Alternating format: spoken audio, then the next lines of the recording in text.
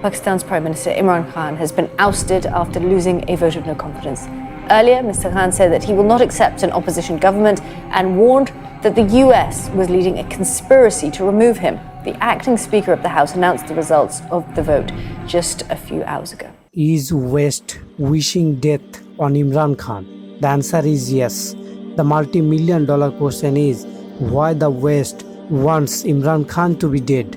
Because they realize if the former PM Imran Khan remain in power, Pakistan never be denuclearized, as well as Pakistan will not involve in the Great War with the West against Russia and China. So what is the future of Imran Khan and the Pakistan? Take a look. So Sheikh, with that, I want to ask you a question about Pakistan. Right now, we're seeing today people have gathered.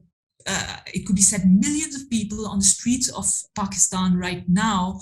It's Imran Khan is leading this march towards Islamabad, and so we know how the events unfolded with Pakistan facing the brunt for moving close with their alliance with Russia and moving closer to this bloc.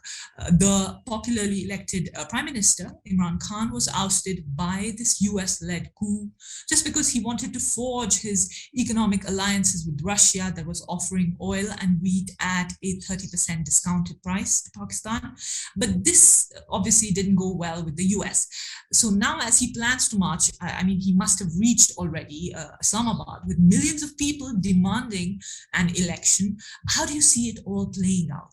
What advice would you give to young Pakistanis who consider this a fight for their freedom from Western neo-colonialism? And I mean, I've been hearing the speeches, they're all so charged with what was Pakistan, created for, what was the Pakistan ka matlab kya, la ilaha illallah, and all of that. And what would your advice be to young Pakistanis? The enemy, and I choose my words carefully, the enemy wants to ensure that Imran Khan will never, ever again rule over Pakistan. Never. Even if you have to provoke civil war and Pakistan has to break up, never mind. He must never again rule over Pakistan. He was dangerous for them before they removed him. But now that they removed him, he's far more dangerous to them. So what will they do? Their favorite weapon is assassination. They did that with Liaquat Ali Khan. They did that with Zia-ul-Haq. They did that with Zulfikar Ali Bhutto. And they will try to do it again with Imran Khan. Assassination. And if assassination does take place, they don't care the consequences of civil war in the country. They want him out.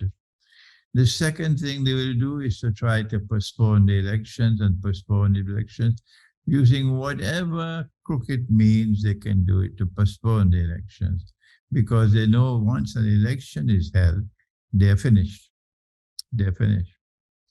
And the third thing they will do is to try to engage in what is known as character assassination. Dig up whatever dirt you can dig up against him. When Ayatollah Khomeini was shaking the throne in Tehran, they even started declaring he was a homosexual. Yes, he never bothered to even respond to the rubbish which was coming. Character assassination. And also, in addition to character assassination, they will try to get legal cases against him and get a compliant Supreme Court to assist them in trying to debar him from any future elections. All of these roads are going to end in futility for them. It is not going to succeed, no. Provided that Allah keeps him alive, he does not die, then there is a future lying in wait for Pakistan. which will be similar to that of Iran and the Shah.